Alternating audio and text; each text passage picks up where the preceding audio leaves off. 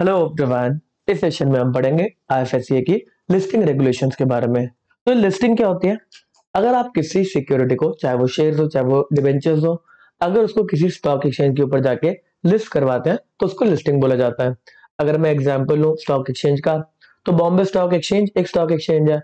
आप उस stock exchange को जाके बोल रहे हैं कि मेरी ये सिक्योरिटी है, ये शेयर है, जरा आप लिस्ट कर दो अपने स्टॉक एक्सचेंज के ऊपर।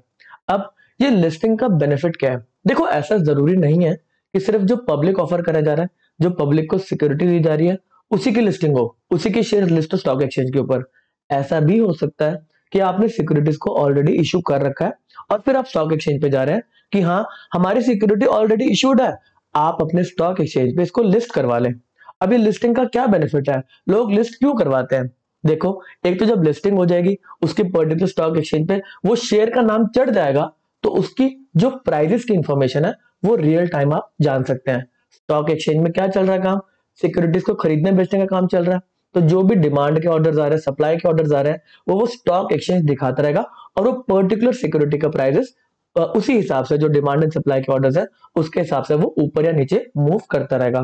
तो लिस्टिंग कहीं ना कहीं इन्वेस्टर को बेनिफिट करती है। एक इन्वेस्टर है जिसने सिक्योरिटी में इन्वेस्ट कर रखा है और वो अगर लिस्टेड है तो वो कहेगा हाँ जी, लिस्टिंग हो रखी है, अगर मेरे को बेचना है तो वो जाएगा स्टॉक एक्सचेंज में और ऑर्डर लगाएगा, हाँ जी मैं बेचना चाहता हूँ, जो प्राइस चल रहा है वो मेरे को मिल जाएगा। समझ में आती है बात?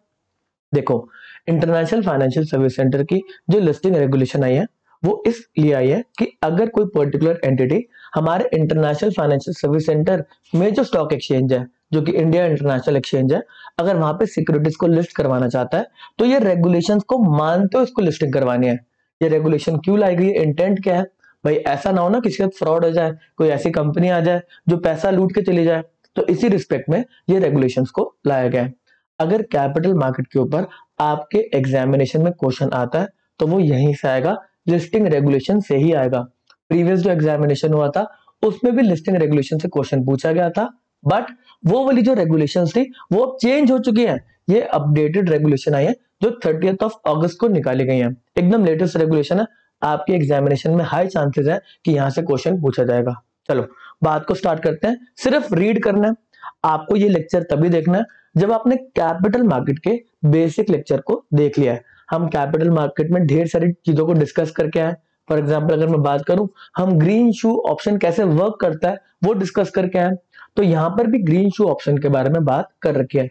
अगर आपने कैपिटल मार्केट के बेसिक लेक्चर को देख रखा है तो काफी सारी टर्म्स को आपको समझने में आसानी रहेगी। बात को स्टार्ट करते हैं। कह रहे हैं ये रेगुलेशन अप्लाई करेगी to an initial public offer करा जा रहा है या फिर कोई फॉलो ऑन पब्लिक ऑफर हो रहा है। इनिशियल मतलब फर्स्ट टाइम सिक्योरिटीज मार्केट में आ रही है।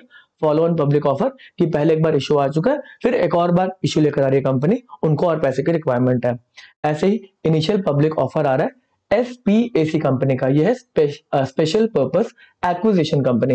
ये कंपनीज बनाई जाती है अलग अलग बिजनेस को एक्वायर करने के लिए।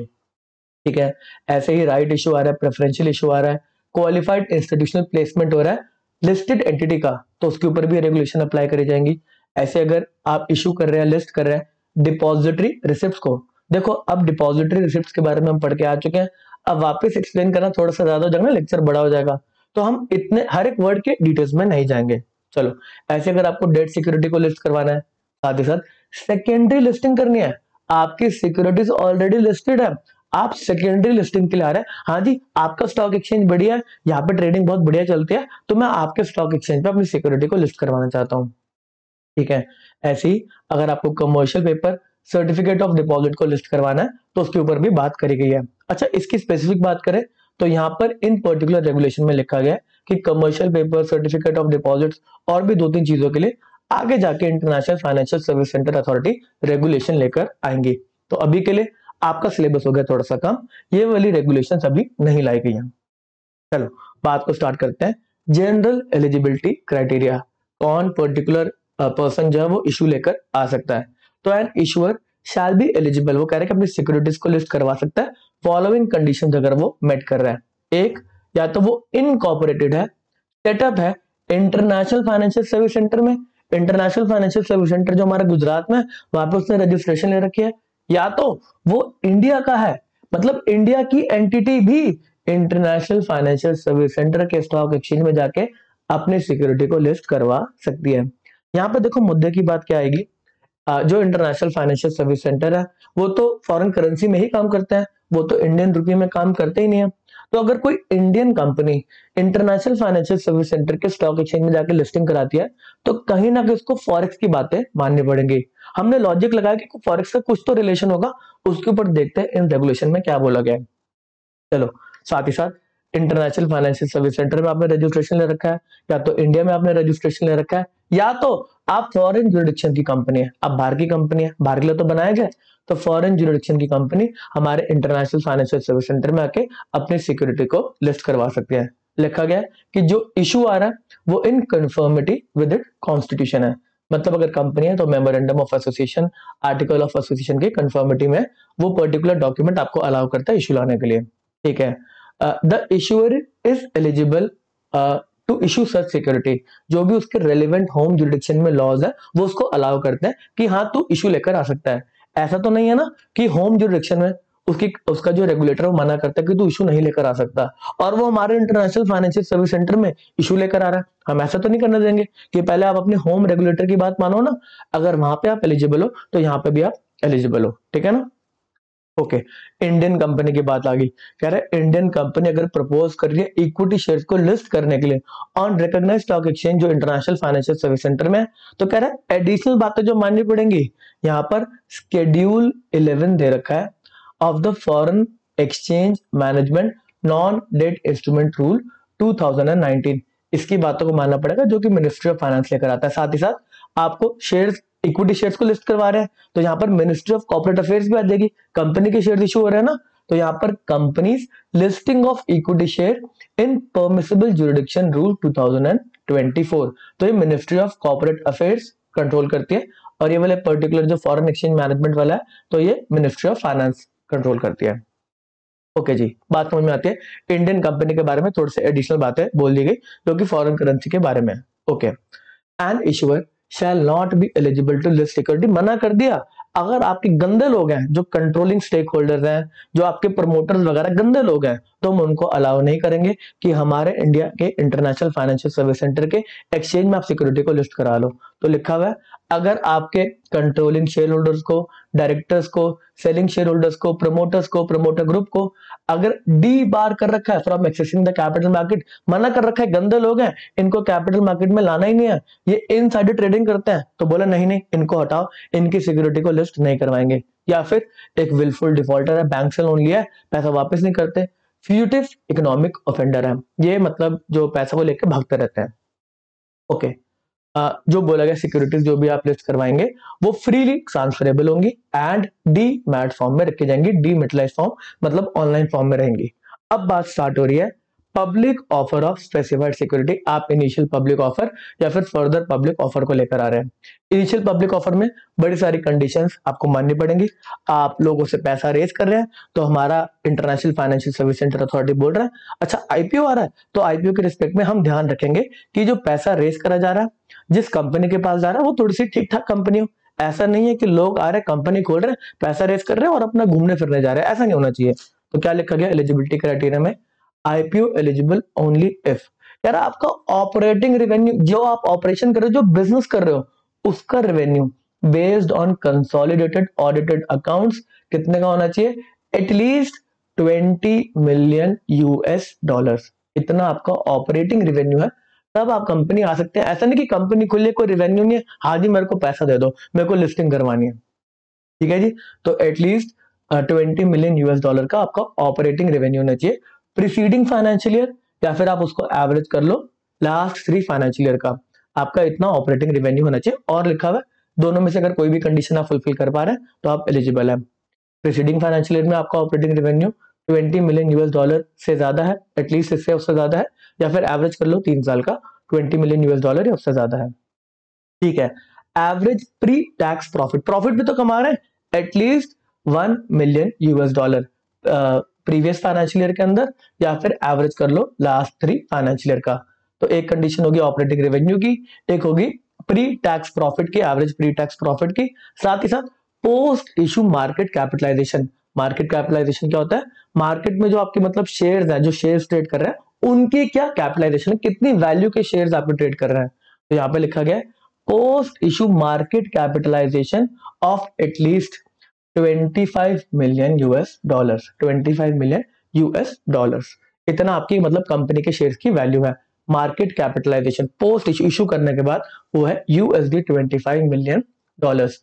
आपके एग्जामिनेशन के लिए मोस्ट इंपॉर्टेंट है एलिजिबिलिटी क्राइटेरिया, ठीक है। उसके बाद फाइनेंशियल ईयर की बात करी गई है। जो फाइनेंशियल ईयर यहाँ पे बोला गया है कि भाई एवरेज करना है, प्रीवियस फाइनेंशियल ईयर करना है। तो फाइनेंशियल ईयर का मतलब क्या है, तो कह रहे जो होम ज्यूरिडिक्शन में बोला जाता है ना फाइनेंशियल ईयर, वही हम फाइनेंशियल ईयर मानेंगे।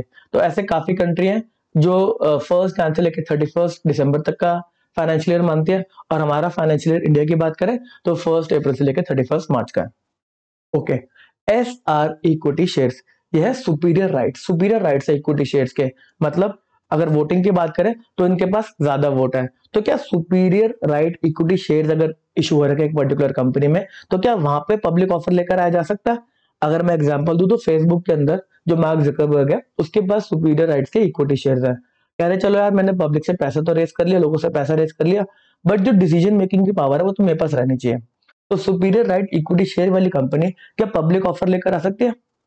तो यहाँ पे क्या लिखा गया, पहले तो सुपीरियर राइट्स को एक्सप्लेन करा गया कि वोटिंग पावर इनके पास थोड़ी सी बेटर होती है।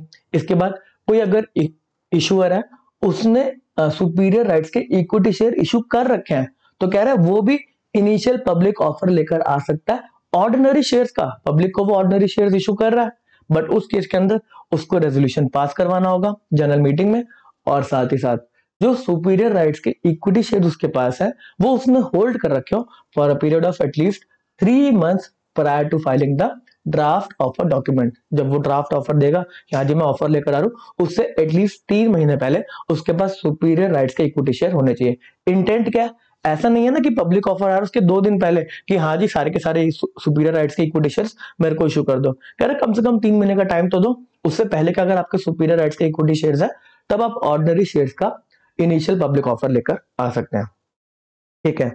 अगला कॉन्सेप्ट आता है ऑफर फॉर सेल का। ऑफर फॉर सेल के अंदर जो एग्जिस्टिंग ओनर्स होते हैं कंपनी के, वो अपने शेयर्स को इशू करते हैं। कंपनी के शेयर्स, कंपनी के पास पैसा नहीं आ रहा है इसमें, जो ओनर्स है ऑलरेडी वो अपने शेयर्स को मार्केट में इशू करते हैं और मार्केट से पैसा वो लेते हैं, कंपनी के खाते में पैसा नहीं जाता। इसका अगर मैं एग्जांपल लूं तो पेटीएम का जब इनिशियल पब्लिक ऑफर आया था तो उसमें majority stake offer for sale का था, तो उसमें मेजोरिटी पैसा जो गया था वो जो कंपनी के मालिक थे उनके पास गया था, और उसके बाद लगातार शेयर का प्राइस गिरता जा रहा है। तो मालिकों ने अपना पैसा बाहर निकाल लिया, उनको अपनी कंपनी पे ट्रस्ट नहीं है, तो आपको मतलब कैसे लगा कि वो शेयर बढ़ जाएगा। चलो ऑफर फॉर सेल की बात करेंगे। In case of offer for cell the specified securities must be held by the existing share holders for a period of at least 1 year. Offer for cell कर रहे हैं ना, ऐसा नहीं कि आपने कंपनी में शेयर डाले 2 महीने पहले 3 महीने पहले और बोला यार कैसे कर तू अभी कंपनी के शेयर को परचेज कर ले, 2-3 महीने में हम पब्लिक ऑफर लेकर आएंगे, तेरे शेयर्स को मैं ज्यादा रुपए पे बिकवा दूंगा। कह रहा ऐसा काम नहीं करना, एटलीस्ट 1 साल तक आपने शेयर्स को होल्ड कर रखा है, तभी आप उन सिक्योरिटीज को ऑफर फॉर सेल में जनरल पब्लिक को बेच सकते हैं। ओके, अगर अदर कंडीशंस की बात करें तो अगर इक्विटी शेयर जो ऑफर करे जा रहे हैं वो एक्वायर करे गए हैं किसी मर्जर एमलगमेशन वगैरह के थ्रू, तो यहाँ पर जो 1 साल का पीरियड है उसको कैलकुलेट करने का टाइम इन्वेस्टेड कैपिटल से है। देखो आपने किसी पर्टिकुलर कंपनी में इन्वेस्टमेंट कर रखी थी एक पर्टिकुलर अमाउंट की, और फिर उसके अंदर मर्जर हुआ, एमलगमेशन वगैरह हुआ, तो आपको जो शेयर्स मिले वो एक पर्टिकुलर डेट पे कुछ टाइम के बाद मिले। तो कह रहे जब आपको शेयर्स मिले उस दिन से 1 साल कैलकुलेट नहीं कर रहे, हम कैलकुलेट करेंगे 1 साल का पीरियड जब आपने पैसे को इन्वेस्ट कर रखा है। इन्वेस्टेड कैपिटल से 1 साल का पीरियड कैलकुलेट करा जाएगा, लॉजिक है ना। उसके बाद अगर बोनस इशू वगैरह आया तो बोनस इशू के अंदर आपको शेयर्स नए नए मिलते हैं। कह रहे वो शेयर्स जो आपको मिले उस दिन से 1 साल का पीरियड कैलकुलेट नहीं होगा जब आपने ओरिजिनल शेयर्स में इन्वेस्टमेंट करी थी, जिसकी वजह से आपको बोनस मिले, हम उससे 1 साल कैलकुलेट करेंगे। उस पर्टिकुलर जो आपने ओरिजिनल शेयर को परचेज करा वहां से 1 साल के पीरियड को कैलकुलेट करा जाएगा, ठीक है जी। उसके बाद अगर बात करें तो ये बोनस इशू के ऊपर थोड़ी सी और क्लैरिफिकेशन दे रखी है कि जो भी बोनस इशू दिया गया वो फ्री रिजर्व्स में से दिया गया, और साथ ही साथ जो भी मतलब रिवैल्यूएशन रिजर्व को नहीं यूज करा गया, जो फ्री रिजर्व्स हैं उन्हीं में से उन बोनस शेयर्स को इशू करा गया, ठीक है ना। स्पेसिफिकली बोल रखा है कि not being issued by utilisation of revaluation reserves, ठीक है। साथ में बोला गया आपको लीड मैनेजर को अपॉइंट करना है, एक या एक से ज्यादा आप अपॉइंट कर सकते हैं अगर आप पब्लिक ऑफर लेकर आ रहे हैं। In principle approval from recognised stock exchange. देखो ये अप्रूवल है स्टॉक एक्सचेंज से, इंडिया इंटरनेशनल के एक्सचेंज के पास जाके बोलेंगे हाँ जी आपके पास लिस्टिंग करानी है, आप बताओ कब करवाओगे, हमें कब लिस्टिंग करवाओगे हमारी। तो उस केस के अंदर आपको स्टॉक एक्सचेंज से अप्रूवल लेना है, आईएफएससी से अप्रूवल नहीं लेना। International Financial Service Centre authority की बात नहीं चल रही, स्टॉक एक्सचेंज की बात चल रही है। तो यहाँ पर स्टॉक एक्सचेंज ग्रांट करेगा या फिर रिजेक्ट कर देगा, बोलेगा करना है या नहीं करना। वो भी एक मार्केट का पार्टिसिपेंट है ना, मार्केट का इंफ्रास्ट्रक्चर चलाता है, तो वो या तो ग्रांट कर देगा या तो रिजेक्ट कर देगा एप्लीकेशन को विद इन 15 डेज। तो यहाँ पर जो रेगुलेशन है उसने ये टाइम इंपोज कर रखा है कि विद इन 15 डेज आप बता दो कि आप इसकी सिक्योरिटीज को लिस्ट करवाओगे अपने स्टॉक एक्सचेंज पे या तो नहीं करवाओगे। चलो अब ऑफर डॉक्यूमेंट की बात आ गई। ये ऑफर डॉक्यूमेंट हमारा जो इंटरनेशनल फाइनेंशियल सर्विस सेंटर की अथॉरिटी है उसके पास फाइल करा जाएगा। तो यहां पर बोला गया अगर size of proposed issue is 50 million US dollar and below, जो इशू आ रहा है वो 50 मिलियन यूएस डॉलर या उससे कम का है तो उसको छोटा माना गया, छोटा ऑफर है। तो उस केस में क्या बोला गया, the issuer through lead manager ये फाइल करेगा ड्राफ्ट ऑफर डॉक्यूमेंट, ठीक है ना। लीड मैनेजर के साथ मिलकर एक ड्राफ्ट ऑफर डॉक्यूमेंट जाके international Financial Service Centre authority को बोलेगा ये रहा हमारा ऑफर। उसके बाद लीड मैनेजर एक ड्यू डिलिजेंस सर्टिफिकेट भी देगा। उसके बाद ये जो ऑफर डॉक्यूमेंट है ये होस्ट करा जाएगा वेबसाइट पे अथॉरिटी की, रिकॉग्नाइज्ड स्टॉक एक्सचेंज की, लीड मैनेजर की और इशूअर की, इन सब की वेबसाइट पे ये ऑफर डॉक्यूमेंट दिखाया जाएगा।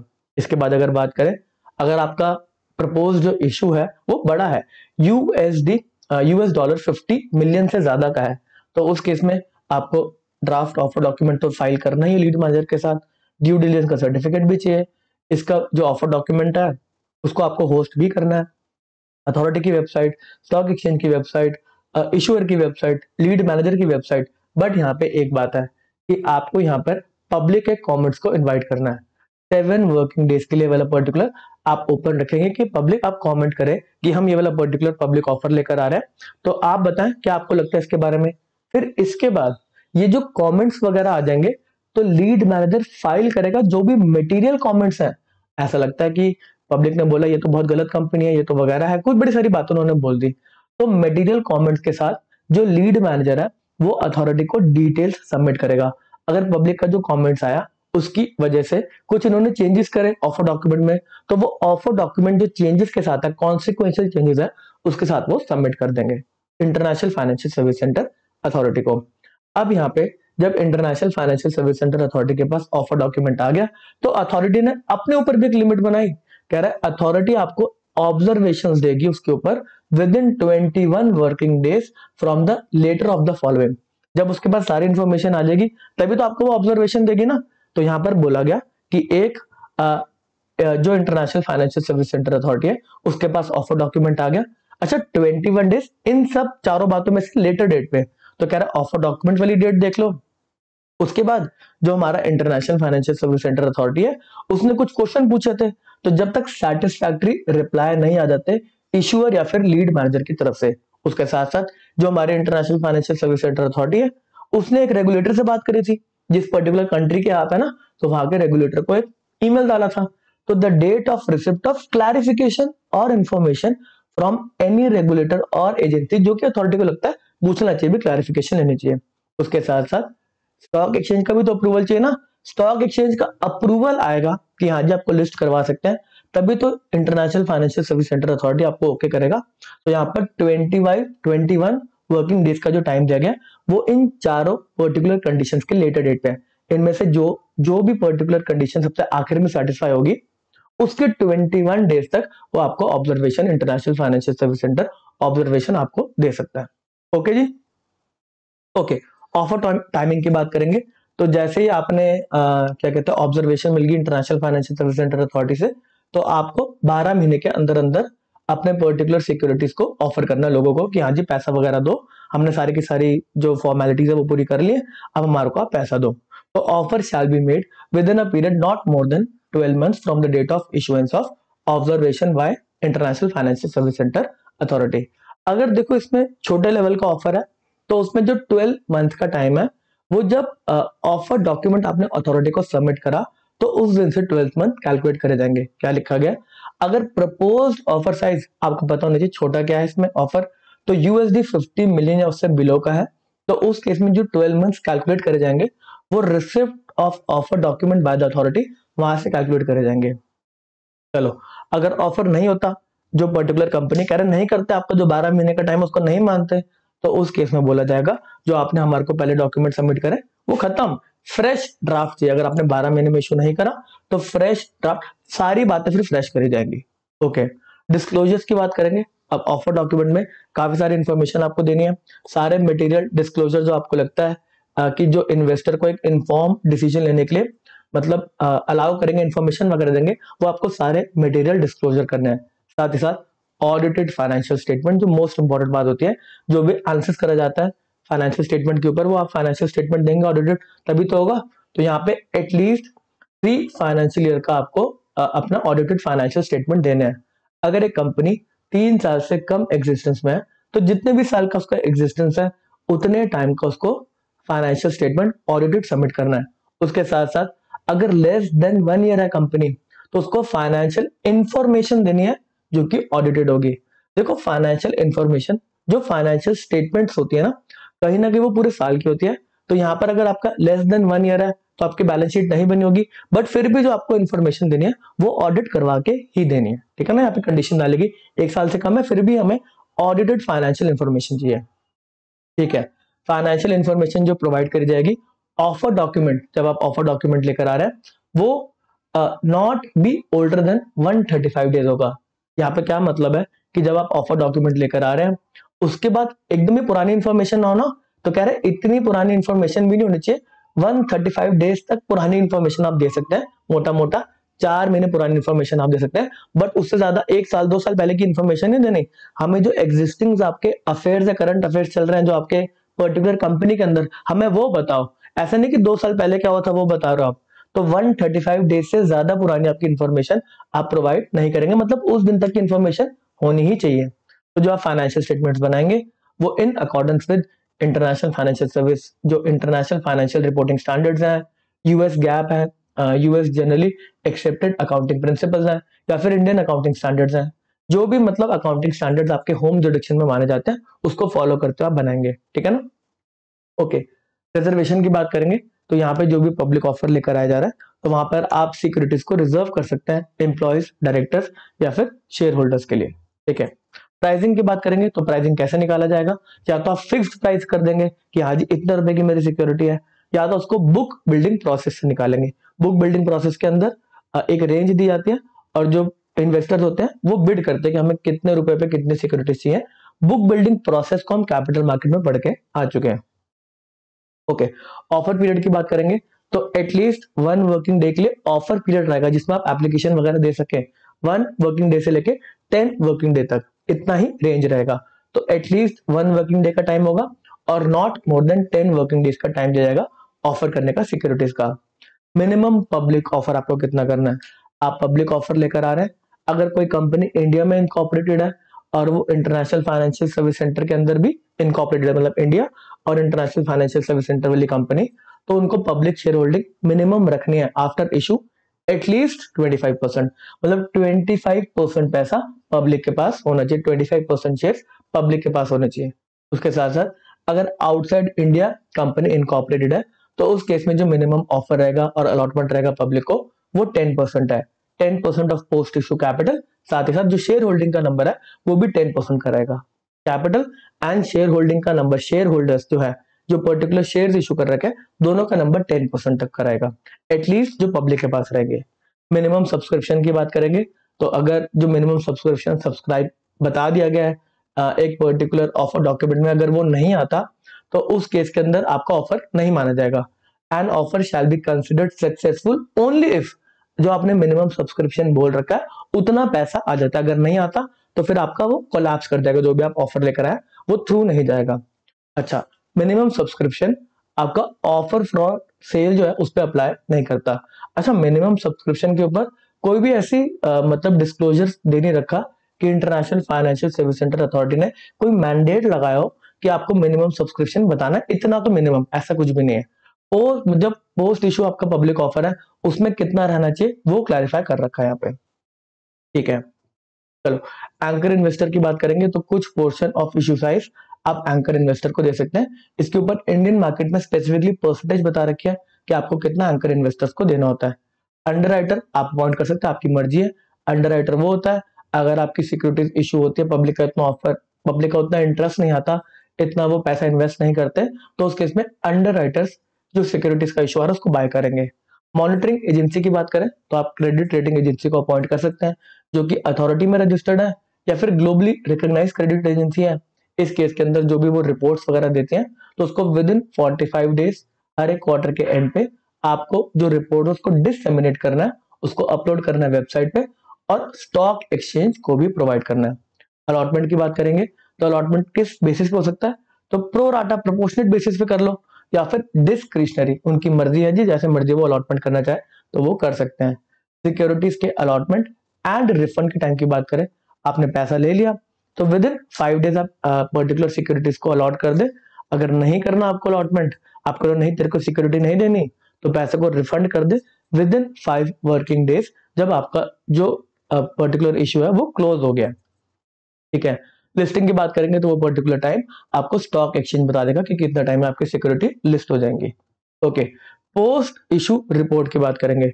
ये रिपोर्ट जब आपका इशू हो चुका है तो आपको सारी इंफॉर्मेशन देनी है, इसके अंदर कितनी एप्लीकेशन आपको आई, क्या अलॉटमेंट हुआ, क्या बेसिस था अलॉटमेंट करने का।